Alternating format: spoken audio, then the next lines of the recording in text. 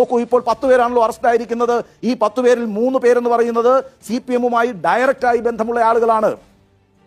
ആരൊക്കെയാണ് അവർ എന്ന് ഞാൻ പ്രത്യേകിച്ച് പറയേണ്ടതില്ല. ഒന്നാമത്തെ ആൾ എൻ വാസു ആരാണ്? CPM-ന്റെ ലോക്കൽ കമ്മിറ്റി അംഗമായിരുന്നു എന്ന് മാത്രവുമല്ല ഗ്രാമപഞ്ചായത്ത് പ്രസിഡന്റ് ആയിരുന്നു.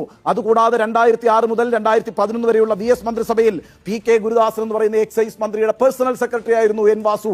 വളരെ ശക്തമായ ബന്ധമാണ്, കറകളഞ്ഞ കേഡറാണ് എൻ വാസുവിനെതിരായിട്ട് എന്തെങ്കിലും ഒരു നടപടി ഈ പാർട്ടി എടുത്തിട്ടുണ്ടോ?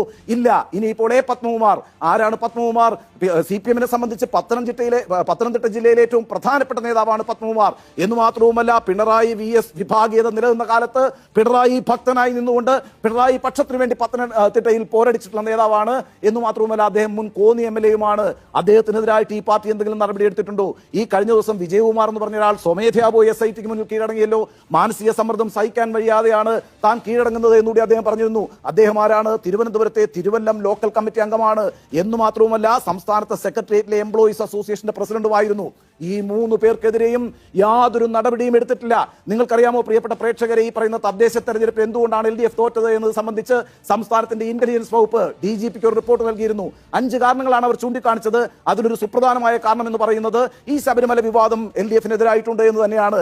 അക്കൂട്ടത്തിൽ അവരൊരു കാര്യം കൂടി പറയുന്നുണ്ട്. നോക്കൂ, ഈ ശബരിമല വിവാദത്തിൽ അറസ്റ്റിലായിട്ടുള്ള പത്മകുമാറിനും വാസുവിനുമെതിരെ പാർട്ടി നടപടിയെടുക്കാതിരുന്നത് ജനങ്ങൾക്കിടയിൽ പ്രതിഷേധമുണ്ടാക്കിയിട്ടുണ്ട്. മറുവശത്ത് എന്താ സംഭവിച്ചത്? ലൈംഗികാരോപണം ഉണ്ടായപ്പോൾ രാഹുൽ മാങ്കൂട്ടത്തിനെ വളരെ പെട്ടെന്ന് തന്നെ പാർട്ടിയിൽ നിന്ന് കോൺഗ്രസ് പുറത്താക്കുകയാണ് ചെയ്തത്. ഇത് ജനങ്ങൾക്കിടയിൽ ഒരു ഇഫക്റ്റ് ഉണ്ടാക്കിയിട്ടുണ്ട് എന്നാണ് ഇന്റലിജൻസ് അന്ന് തന്നെ റിപ്പോർട്ട് നൽകിയത്. വളരെ വൈകിട്ടാണെങ്കിൽ പോലും ഈ പറയുന്ന ശബരിമല വിവാദം തങ്ങൾക്ക് തിരിച്ചടിയായി എന്ന് സമ്മതിക്കുന്ന CPM ഈ നിമിഷം വരെ ഈ പറയുന്ന 3 പേർക്കെതിരായിട്ട് നടപടിയെടുത്തിട്ടില്ല. സ്വാഭാവികമായിട്ടും ജനങ്ങൾ ആ ചോദ്യം ചോദിക്കുമെന്ന കാര്യത്തിൽ ഒരു തർക്കവും വേണ്ട. പ്രിയപ്പെട്ട പ്രേക്ഷകരെ, 3 പ്രധാനപ്പെട്ട ആളുകൾ CPM-നെ സംബന്ധിച്ച് ഏറ്റവും പ്രധാനപ്പെട്ട 3 പേർ ഇപ്പോൾ ജയിലിൽ കടക്കുന്നു. എന്ന് മാത്രവുമല്ല മുൻ ദേവസ്വം മന്ത്രിയായിട്ടുള്ള കടകംപള്ളി സുരേന്ദ്രൻ സംശയത്തിന് നിഴലിലായിരിക്കുന്നു. ഇനി ഒരു കാര്യം കൂടി സംഭവിച്ചിട്ടുണ്ട് കേട്ടോ. PS പ്രശാന്ത് എന്ന് പറയുന്ന കഴിഞ്ഞ ദേവസ്വം ബോർഡ് പ്രസിഡന്റിനെ കൂടി ചോദ്യം ചെയ്തിട്ടുണ്ട്. അവിടെ ഒരു കുഴപ്പമുണ്ട്. എന്താണ് ആ കുഴപ്പം എന്ന് പറയുന്നത്? 2ാം പിണറായി സർക്കാരാണ് പ്രശാന്തിനെ ഈ പറയുന്ന ദേവസ്വം ബോർഡിന്റെ പ്രസിഡന്റായിട്ട് തീരുമാനിച്ചത്. എന്താണ് കോടതിയുടെ നിരീക്ഷണം എന്ന് പറയുന്നത്? 2019 ഒരു ക്രമക്കേട് നടന്നു.